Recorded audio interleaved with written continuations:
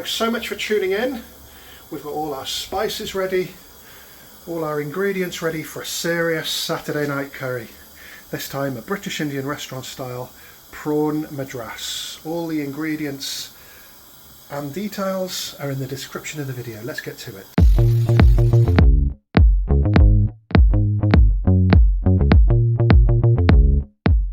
Got the base gravy heating up, pan heating up.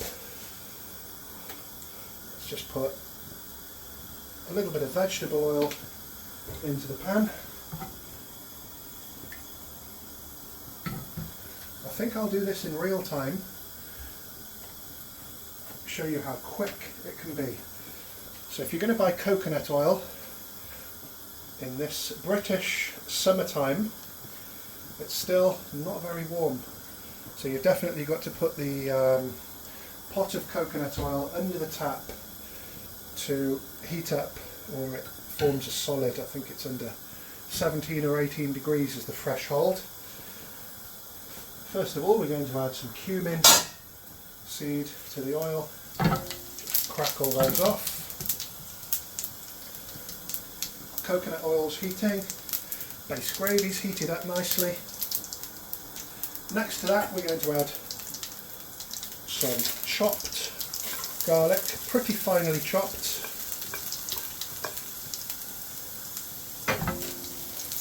A really great technique is to use ginger and garlic paste as well. This is the pre-cooked onions that I made not long ago as well. Fire in the pan and some cooked tomato masala. All the ingredients. Let me just allow that to stop sizzling so much.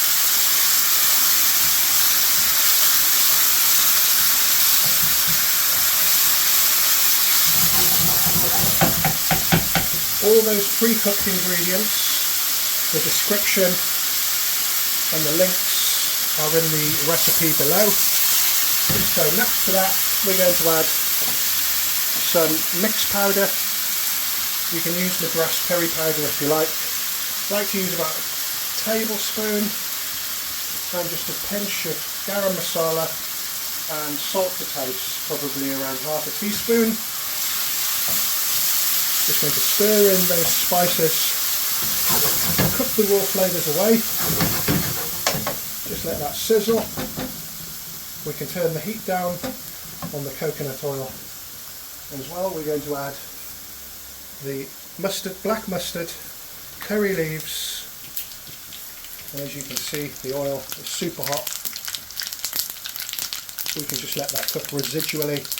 As long as the curry leaves are nice and crisp, that's what we're looking for. So I'm just going to leave that to the side, and you can see that the red chilies are puffed up, indicating they're fully cooked, and I can definitely smell the aromas of all those ingredients. So that's going to be used as a garnish for the top of the curry.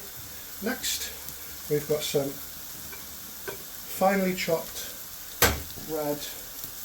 green chilies.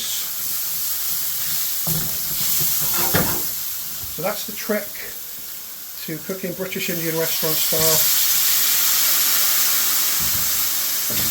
It's all in the prepared ingredients.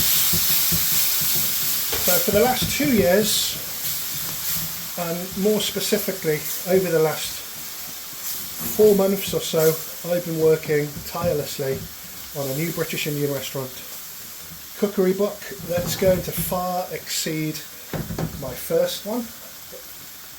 And I put a lot into it, and can I just say that not just I've put a lot into it, a lot of chefs, a lot of restaurants, a lot of contacts I have in UK Curry Connect, and all their contacts have put me on to so many great chefs really in the know of how to create BIR dishes. I've learnt a lot. Everything's in the book. It's going to be out probably within the next 2.5 to 3 weeks, and I just cannot wait, because it's really aiming to be one of the best books ever written on the subject. So that's all starting to thicken up slightly. You can see the concave of this wooden spoon just fits around the pan. Get all that caramelisation off. You're going to need a good high temperature to get that BIR taste. I'm going to add a little bit more base gravy.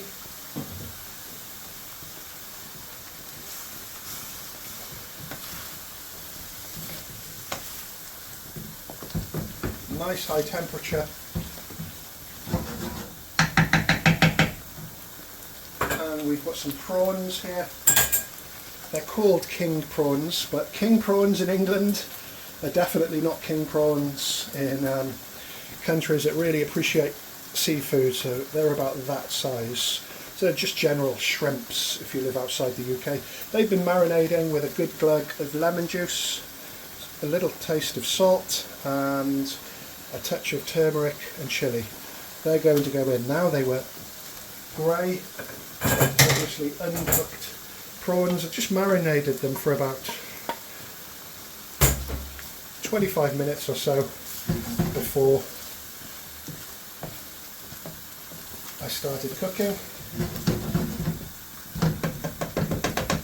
Some people fry them first, take them out and then cook the curry and then put them back in, but they're not big enough to do that in my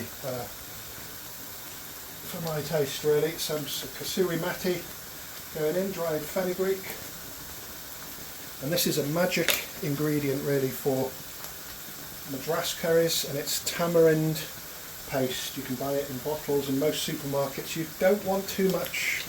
It adds a sweet, sour element to your dishes.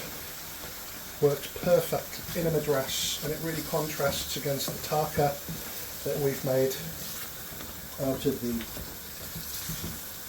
dried red chilies, black mustard and curry leaves.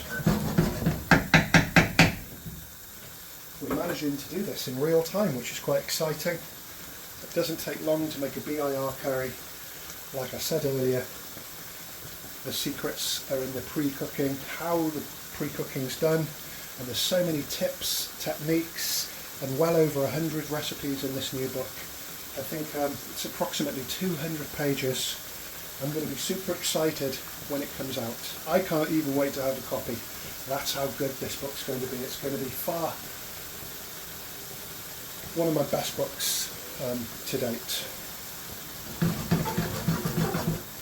Going to cook that for a few minutes on a high temperature, and then we're going to let the oil split somewhat. And this is the trick. See all this good stuff? That's why in BIR they use an aluminium pan for rapid heat distribution, and then that jiggle. See, you want to get all the curry around the pan, and you want to toast that sauce off again and scrape it back. And I must say that technique that we have in Britain is far superior to a lot of Indian chefs in India, the way they cook it or the way they're getting taught, or which pan they use in India. Even some famous chefs, they could really learn a thing or two from BIR cooking techniques. That's almost done, and again scrape all the good stuff back into the pan.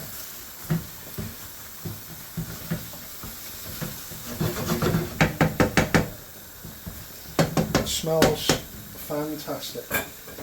I'm just going to turn the heat down for the last minute or so, just to allow the oil to split.